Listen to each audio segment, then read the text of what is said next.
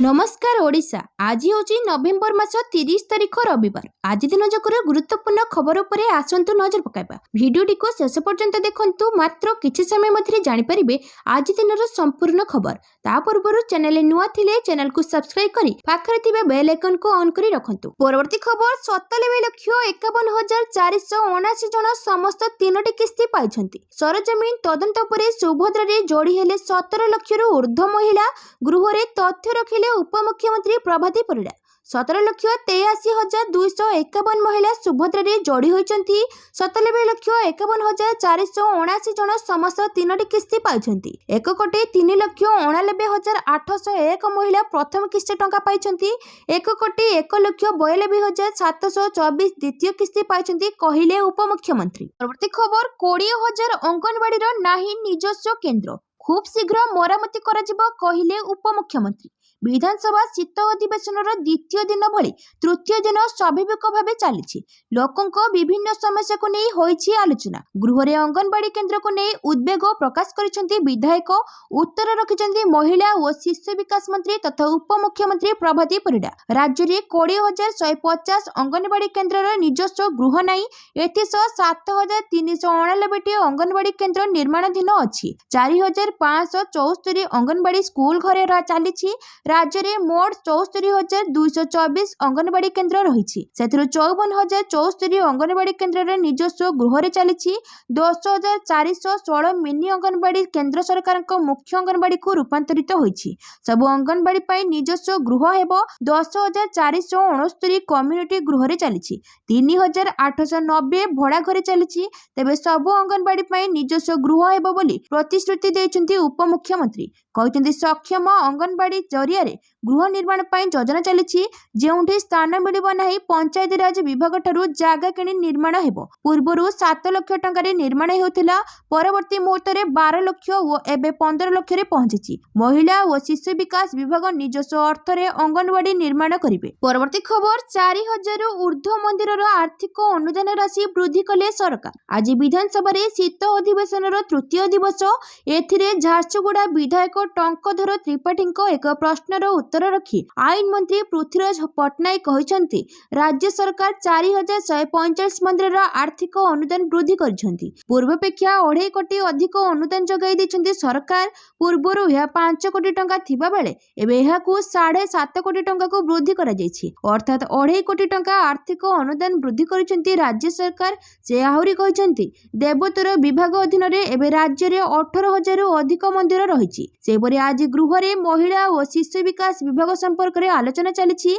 विधानसभा रे महिला और शिशु विकास विभाग मंत्री तथा उपमुख्यमंत्री प्रभाती परिडा कहते ओडिशा रे 20,150 अंगनवाड़ी निजस्व गृह नहीं। एबे 7,399 अंगनवाड़ी गृह निर्माण चली। एणे 3,890 अंगनवाड़ी भड़ा घरे चली। बजेट रे व्यवस्था न थाई सरकार किपरि अंगनवाड़ी काम करिवे बोली बीजेडी विधायक अश्विनी पात्र प्रश्न करथिले। यार उत्तर रखी उपमुख्यमंत्री प्रभाती परिडा कहते बजेट रे व्यवस्था न थाई काम करिबा सरकार यह नुहे। अतिरिक्त बजेट रे समस्त बंदोबस्त करा जायछि। परवर्ती खबर 8,16,056 जन को राशन काटिचंती राज्य सरकार। जगाण मंत्री 8,16,056 जन को राशन काटिचंती राज्य सरकार।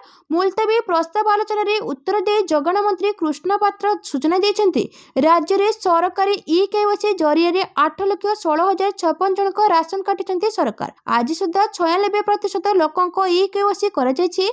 15 लाख लोक राशन पई यार भितर आवेदन करिसंती। 6 लाख लोकों को राशन कार्ड दिया जायछि।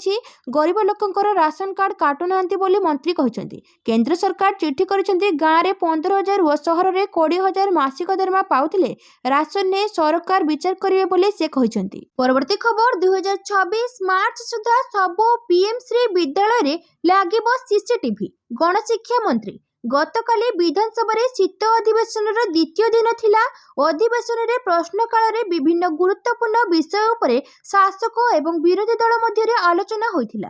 तेबे प्रश्नकाल समय विधायक टंकधर त्रिपाठी प्रश्नर उत्तर देबाकू जाय विद्यालय और गणशिक्षा मंत्री नित्यानंद गंड कहिसंती जे राज्यर सरकारी हाईस्कूल और केंद्रीय विद्यालय मोट 13,413 जन विद्यार्थी नवम श्रेणी पास करि पारि नाहंती। नवम रे फेल होई नहीं सेमाने पुणी थे शिक्षा ग्रहण करुछंती।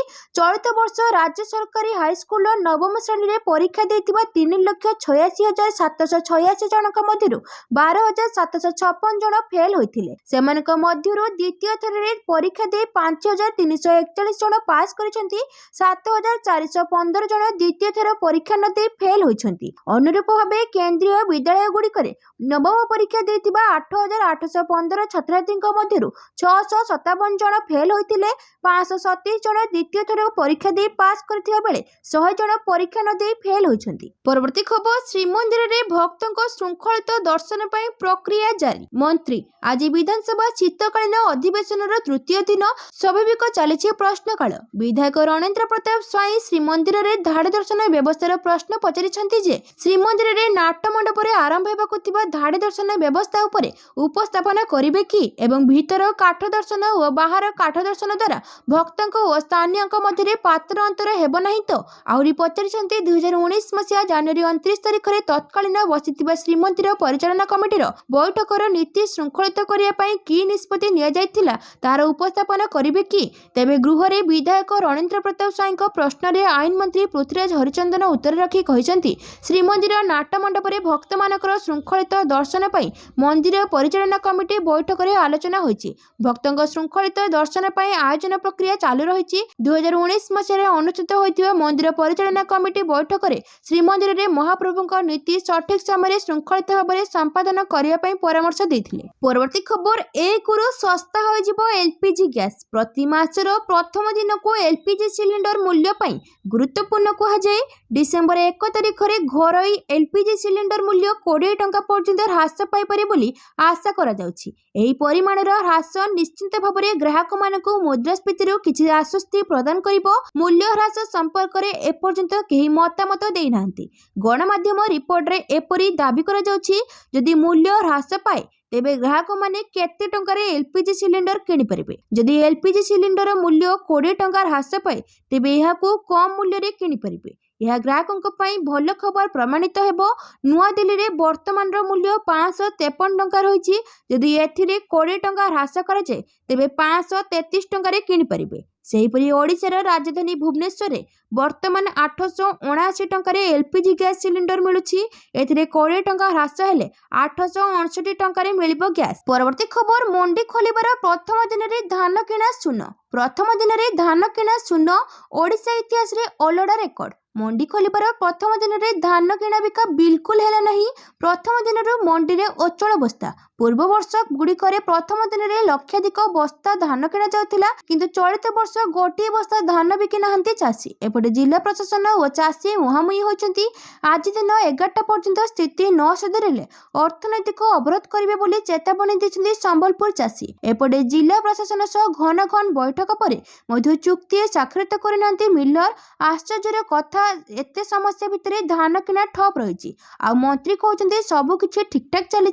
सेपटे यहाको नै गतकाली विधानसभा शासक विरोधी मुहांमुही होइछंती। बहु अपेक्षा पर बरगढ़ और संबलपुर खोली मंडी हेले बरगढ़ जिले में एजाए चाषी को मिलनी टोकन। सेपटे संबलपुर मिलर चुक्ति होई नै। एभଳି स्थिति धान बिकिबाकु नै चाषी द्वंद्व पड़िछंती। एपटे विधानसभा मंडी प्रसंग को नै मुहांमुही होइछंती शासक विरोधी। परवर्ती खबर ह्यूमान को मैनेजर को नारे एफआईआर। कटक महिला थाना रे एतला। ह्यूमान को मैनेजर नारे FIR state human right council पक्षरु कटक महिला थाना रे एतला। ह्यूमान सागर को मृत्यु बेले ताको मां को असभ्य भाषा रे गाली करथिले मैनेजर दिनेश बेहरा, जाको विरोध करिसेंती स्टेट ह्यूमान राइट काउंसिल।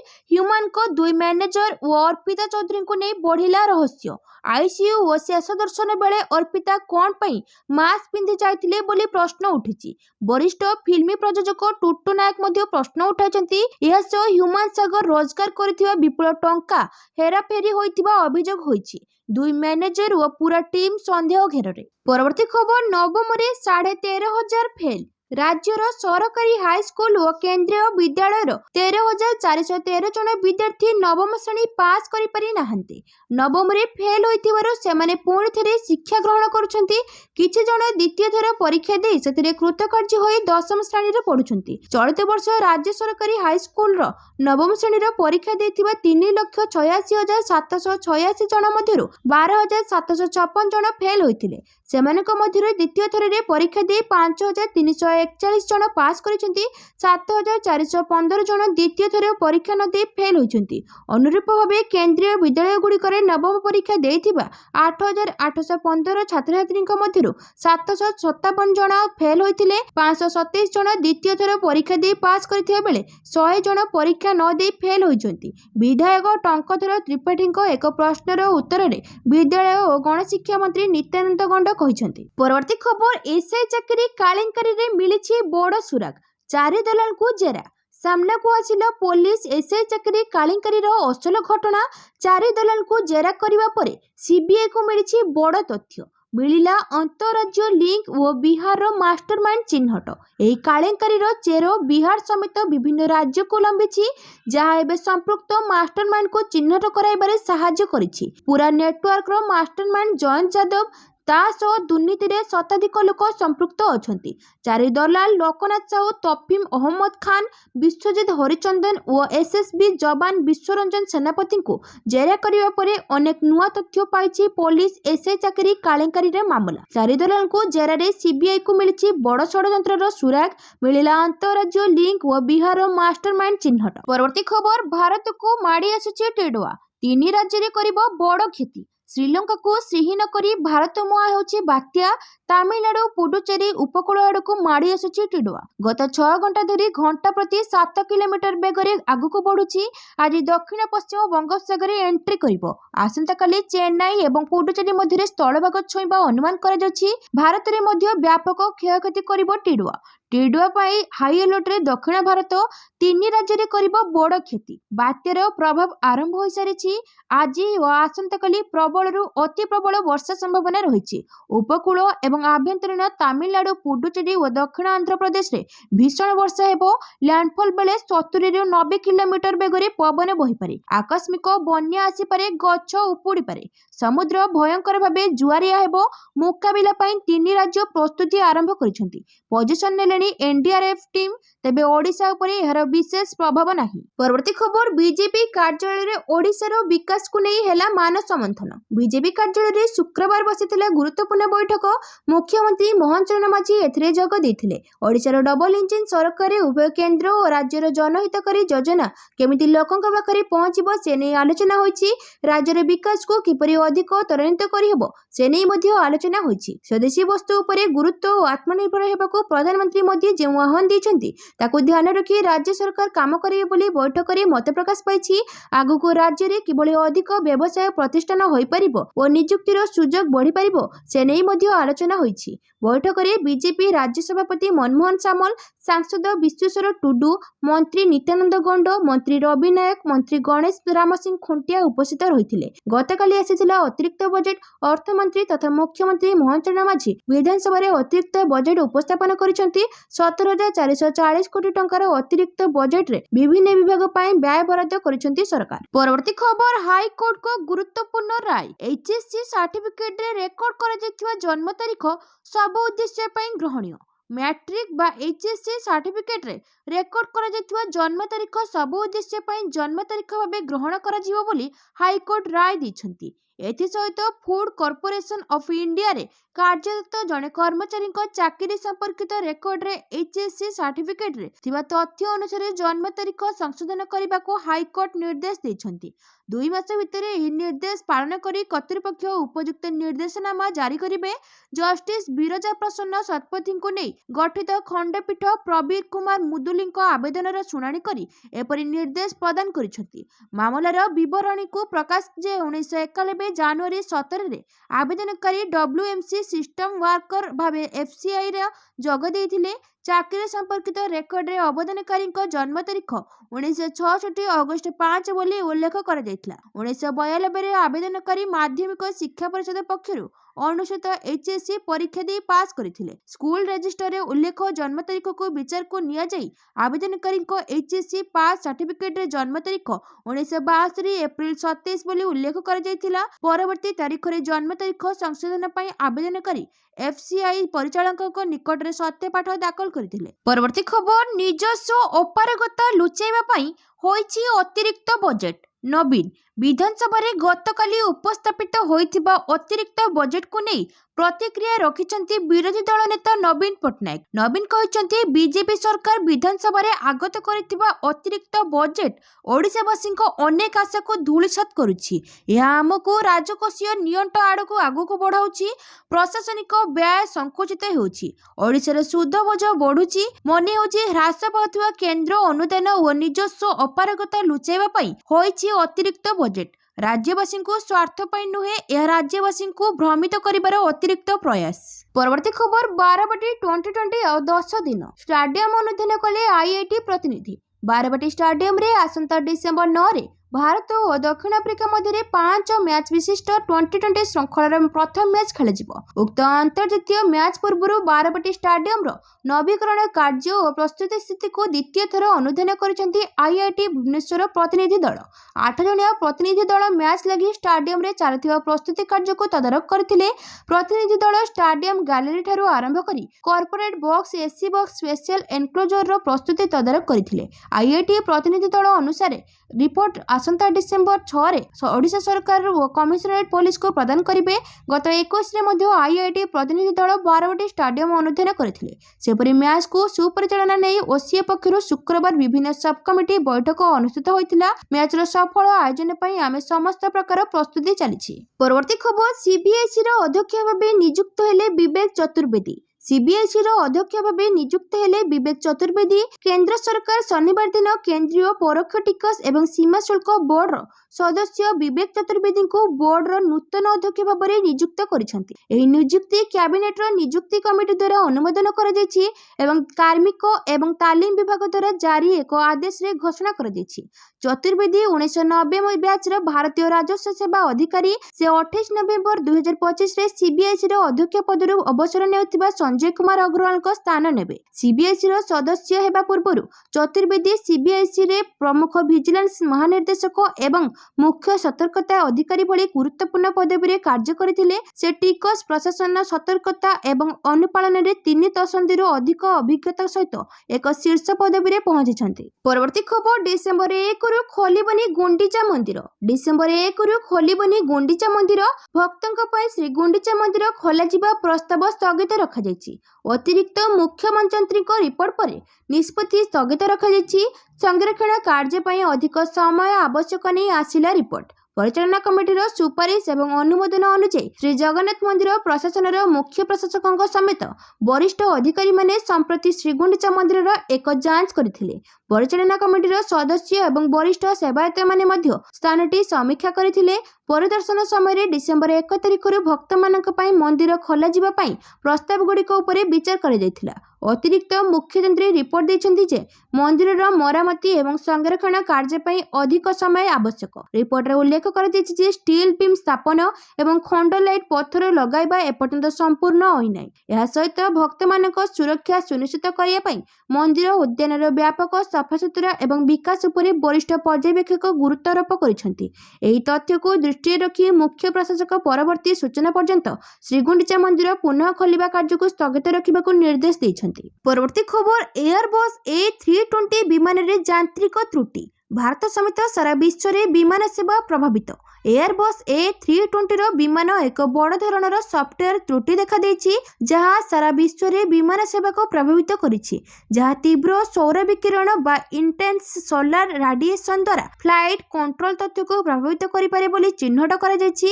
ଏହା ସମସ୍ୟା ଯୋଗୁଁ ବିଶ୍ୱବ୍ୟାପୀ ବିଶେଷ କରି ଭାରତରେ ଉଡ଼ାଣ ସେବାରେ ବିଳମ୍ବ ହେଉଛି। ସାରା ବିଶ୍ୱରେ ପ୍ରାୟ 6000 ବିମାନ ଉଡ଼ାଣ ପ୍ରଭାବିତ ହୋଇଥିବା ବେଳେ ଭାରତରେ 100ରୁ ଅଧିକ ବିମାନ ଉଡ଼ାଣ ପ୍ରଭାବିତ ହୋଇଛି। ପରବର୍ତ୍ତୀ ଖବର, ଗରିବଙ୍କ ପାଇଁ ଅଧା ରାତି ପର୍ଯ୍ୟନ୍ତ ଚାଲିବ ସୁପ୍ରିମକୋର୍ଟ।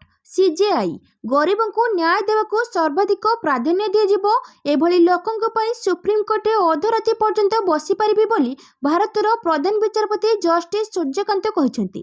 जस्टिस जयमाल्य बागचीଙ୍କ सह एक मामलार शुणाणी करथिबा समय सीजेआई एही टिप्पणी देथिले। से कहिथिले जे मो कोर्ट रे कोनसी ड्रामा चलिबो नाही। व्ययबहुल मामला को धनी लोक ही लड़ी थांती। कहबाकू चाहते जे सबुठारु गरीब एवं अंतिम पर्यायर व्यक्ति पई मु एठारे रहिछि। आवश्यक पड़िले तांको पई राति अध पर्यंत बसी परिबी। तिलक सिंह डांगी नामक व्यक्ति केंद्र सरकार एवं अन्य मानक विरोध रे एही मामला दायर करथिले। खंडपीठ याको खारज कर दैछंती। हरियाणा हिसारे जिल्लार एक मध्यवित्त परिवार आसुथिबा जस्टिस सूर्यकांत गत 24 तारिख रे भारतर 53तम सीजीआई होइथिले। परवर्ती खबर 17,440 कोटीर अतिरिक्त बजेट महिला सुरक्षा पई नुआ योजना शक्तिश्री। मुख्यमंत्री तथा अर्थमंत्री मोहन चरण माझी शुक्रवार विधानसभा 2025-26 आर्थिक वर्ष पई 17,440 कोटी टंकार अतिरिक्त बजेट उपस्थापन करिसेंती। प्रशासनिक व्यय बाबद 3,389 कोटी टंका, कार्यक्रम व्यय पई 13,716 कोटी टंका, विपर्यय प्रशमन पांठि पई 171 कोटी और राज्य बजेट स्थानांतर बाबद 164 कोटी टंका आवंटन करा जायछि। एथिरे राज्य योजना गुड़िक पई 11,643 कोटी टंका, केंद्र प्रायोजित योजना पई 2,054 कोटी टंका, केंद्रीय योजना पई 19 कोटी टंका, सामाजिक सेवा पई 5,948 कोटी टंका और अर्थनैतिक सेवा पई 9,189 कोटी टंकार व्यवस्था करा जायछि। महिलांक सुरक्षा और निरापत्ता को सुनिश्चित करबा लागि अतिरिक्त बजेट रे नुआ योजना शक्तिश्री घोषणा करा जायछि। सेथि पई 15 कोटी टंका आवंटन करा जायछि। परवर्ती खबर घरे घरे थंडा काश काम करूनी मेडिसिन कारण कहिले डाक्तर। घरे घरे थंडा काश व्यापीछि।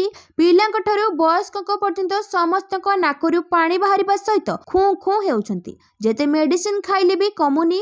गत किछि दिन हेबो राजधानी समेत चारिआडे एभली स्वास्थ्य स्थिति देखिबाकू लागिछि।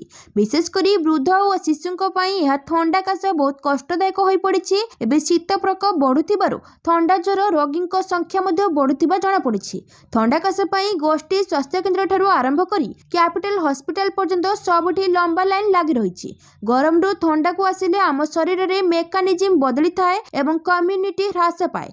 एभली थंडा पागरे भाइरस अटैक करिबारु भाइरल फीवर बहु परिमाण रे होइथाए। नाकरू पानी बाहरिबा सहित काश छिंक होइथाए। तेबे यह बेसी दिन लागि रहिले निमोनिया एवं ज्वर हेबार आशंका रहिछि। साधारणतः दुर्बल लोक, छोट छुआ, थंडारे बेसी बुलुथिबा लोक, थंडा पानी रे गाधोथिबा लोकन को यह होइथाए। तेणु जेते दूर संभव थंडारे बाहर को न बाहरिबा उचित। पिलामानंकु शीत वस्त्र पिंधाइबा सहित सीधासळख पवन ठारू दूरे रखिबाकू पड़िबो। परवर्ती खबर आउ 2 दिन भारत रे रहिबे पुतिन। रूसिया राष्ट्रपति व्लादिमीर पुतिन डिसेम्बर 4 तारिख 2 दिनिया भारत गस्तरे आसिबे।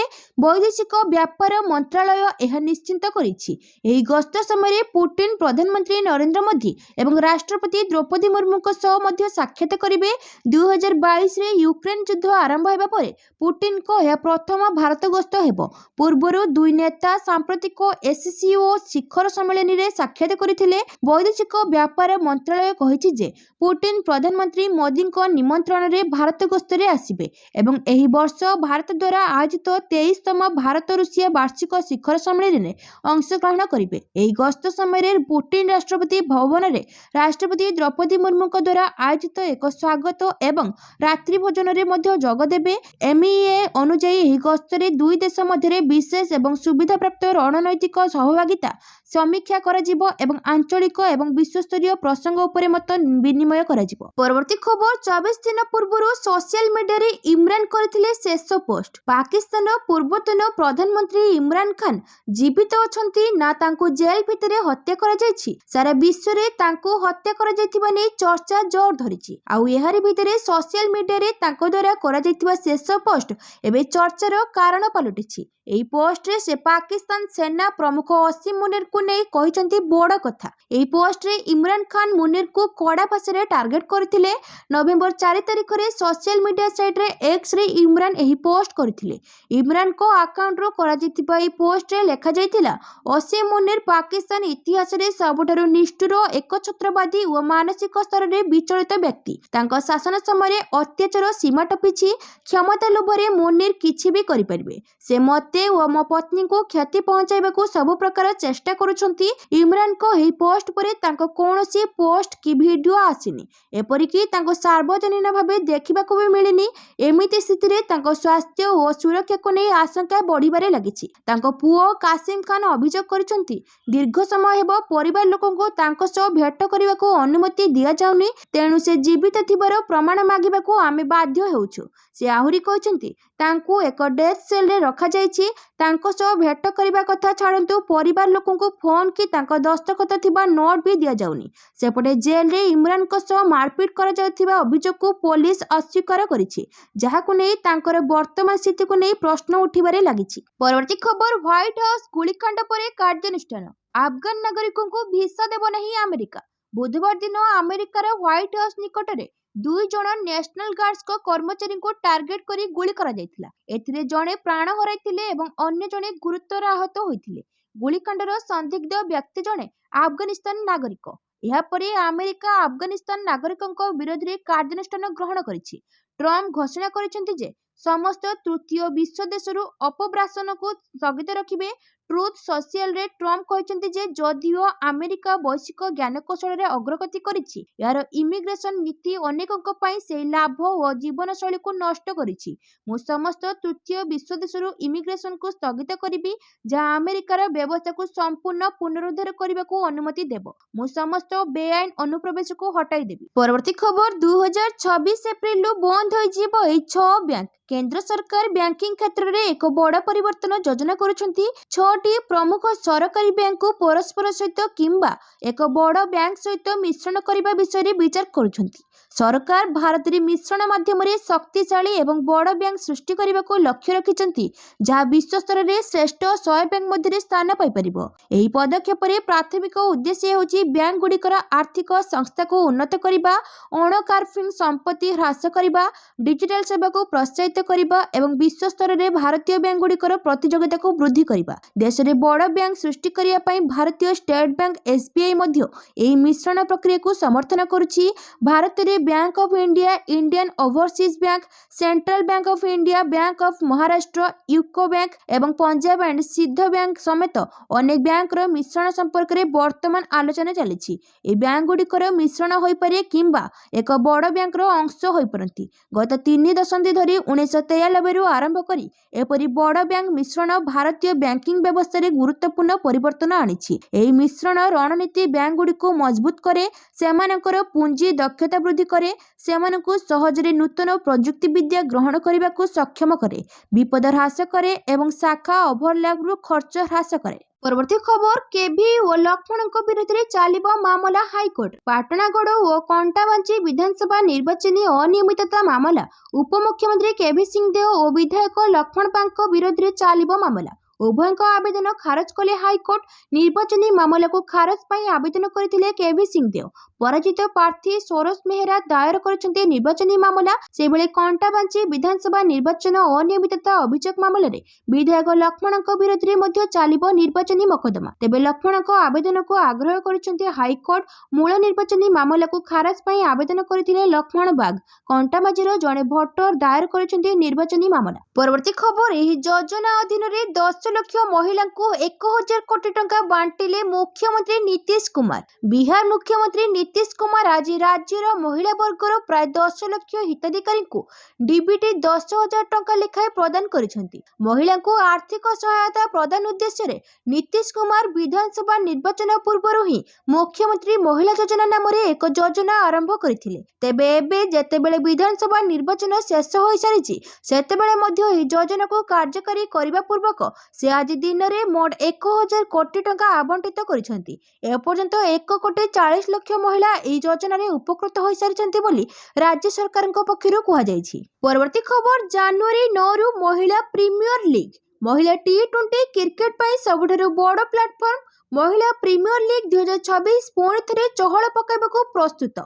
ବିସିସିଆଇ ଆଜି ସମ୍ପୂର୍ଣ୍ଣ ଟୁର୍ଣ୍ଣାମେଣ୍ଟ ସୂଚୀ ପ୍ରକାଶ କରିଛି, ଯାହା ଶୁକ୍ରବାର ଜାନୁଆରୀ 9 ତାରିଖ 2026ରେ ମୁମ୍ବାଇ ଇଣ୍ଡିଆନ୍ସ ଏବଂ ରୟାଲ ଚ୍ୟାଲେଞ୍ଜର୍ସ ବାଙ୍ଗାଲୋର ମଧ୍ୟରେ ଏକ ହାଇ ଭୋଲ୍ଟେଜ ମ୍ୟାଚ୍ ସହିତ ଆରମ୍ଭ ହେବ। 22 ମ୍ୟାଚ୍ ବିଶିଷ୍ଟ ଏହି ଲିଗ୍ ଫେବୃଆରୀ 5 ତାରିଖ 2026ରେ ଫାଇନାଲ ସହିତ ଶେଷ ହେବ। ଏହି ବର୍ଷ WPL 2026 ଟୁର୍ଣ୍ଣାମେଣ୍ଟ 2ଟି ସହରରେ ଖେଳାଯିବ।